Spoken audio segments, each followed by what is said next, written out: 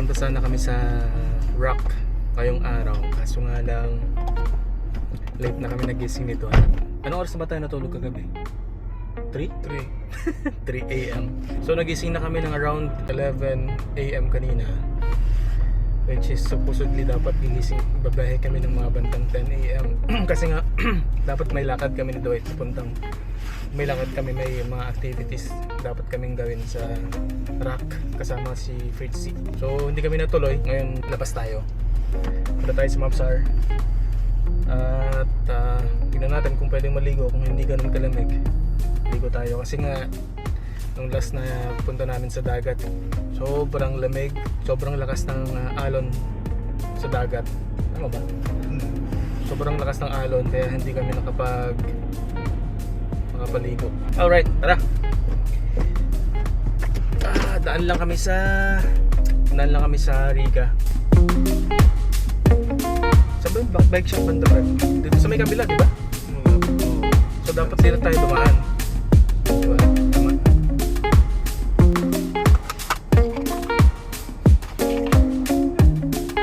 Ay, wah. Alright. Very good. So yun na nga, bumili ako ng interior ng goma, interior ng bike. So nung last time na nagbike kami ni Dwight, na flat, pwede bang i-patch yun pag sakali? Hindi, no? Mas magandang bili na lang ng bago, no? So bumili na lang ako ng bago para hindi maabera sa susunod na pagbabike. Miss ko na magbike sa totoo lang. Alright, so diretso tayo sa Mamsar. Let's go!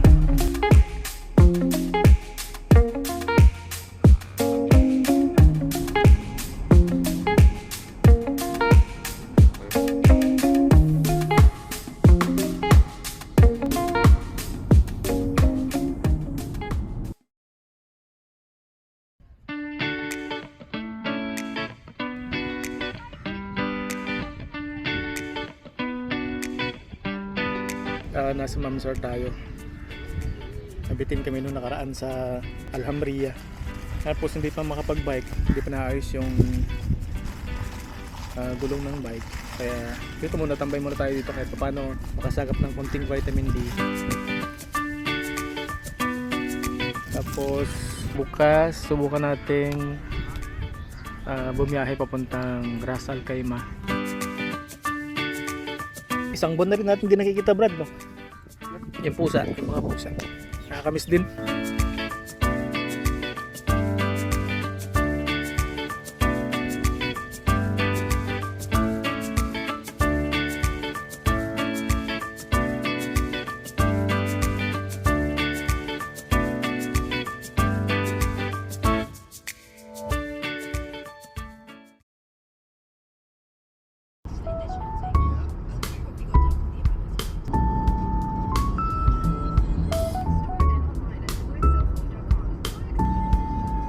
Bumiyahe kami ni Dwight dito sa Ras Al Khaimah.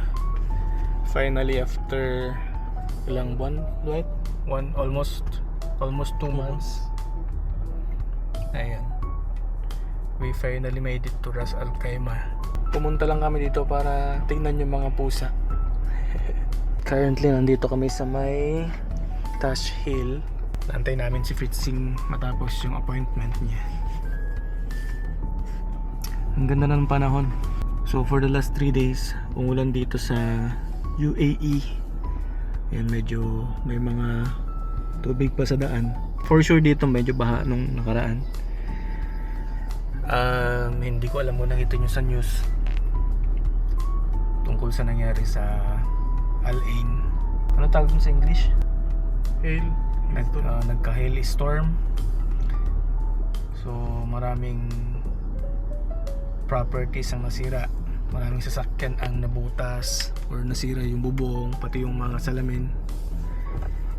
Medyo nakakalungkot na balita, pero cannot do anything about that dahil syempre nature yun.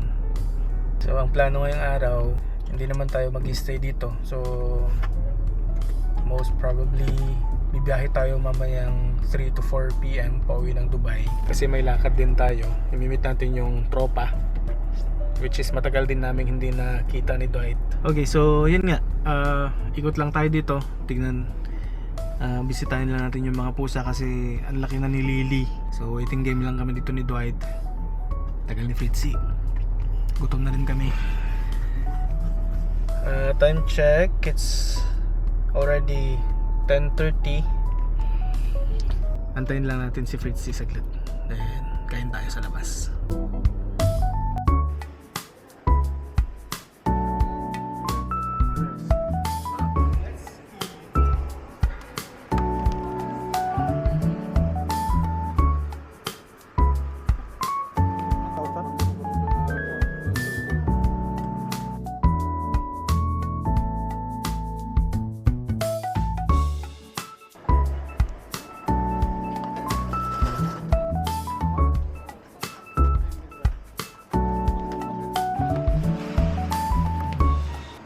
Tapos lang namin kumain. Tumitingin kami ng mga gamit para mapadala sa Pinas. Hi guys.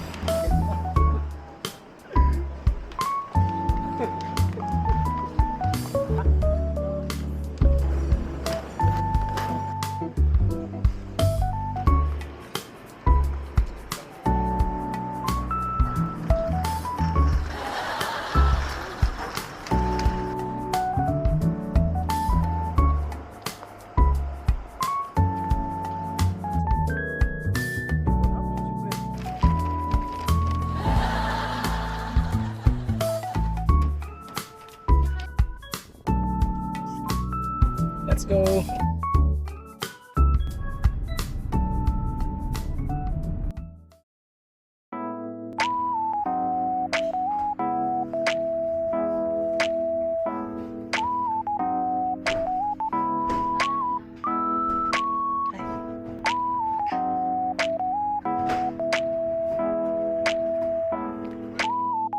Hindi natuloy si Fritzy na maglipat ng bahay. Dito pa rin siya nakatira sa dati.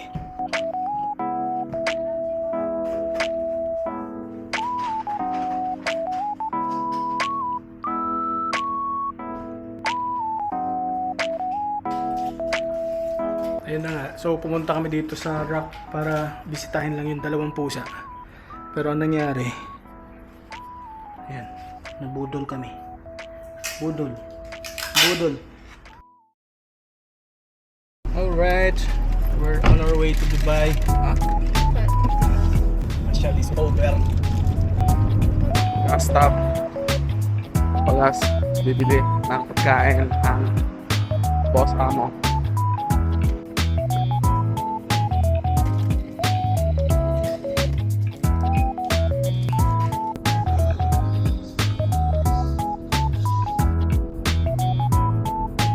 It's already 4:50 at babalik na kami nila Dwight kasama si Boss Madam sa Dubai. May lakad ata si Fritzy bukas sa Tash Hill. Kami naman ni Dwight hindi na kami nag-overnight sa Rock dahil may lakad kami. Pupunta kami kina Van. Last year, I think like June, July pa kami last nagkita-kita ng tropa. So, yun. Kita-kits lang. Kwentuhan.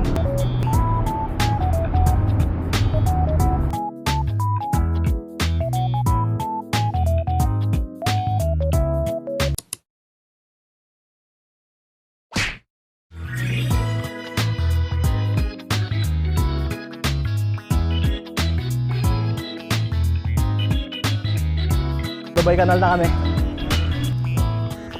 Morning!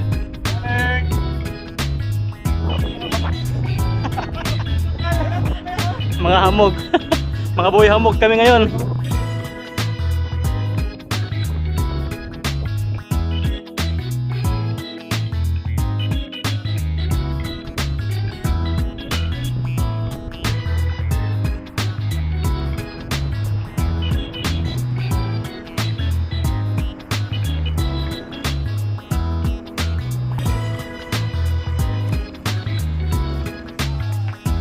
Right, dumiretso kami dito sa Maidan. So, andito kami sa pump truck. First time ko lang din pumunta dito at yeah, dami palang kainan dito. Ang coffee shop. 9 AM na. Pero mahamog pa rin. Napakaganda ng panahon. Ganda ng panahon. Sobra. Alam mo yung pagod ka sa pagpapadyak. Pero hindi ka pinagpapawisan. Sarap. Nalo. Sarap din magbike pag may mga kasama. Wash out kayo, no? Wash out kay Choy. Choy! Ano na? Si Choy hindi nakasama eh.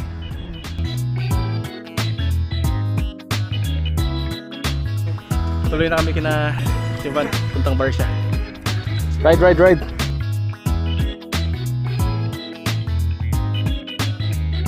Ang masasabi ko lang sa ride natin, napakasarap.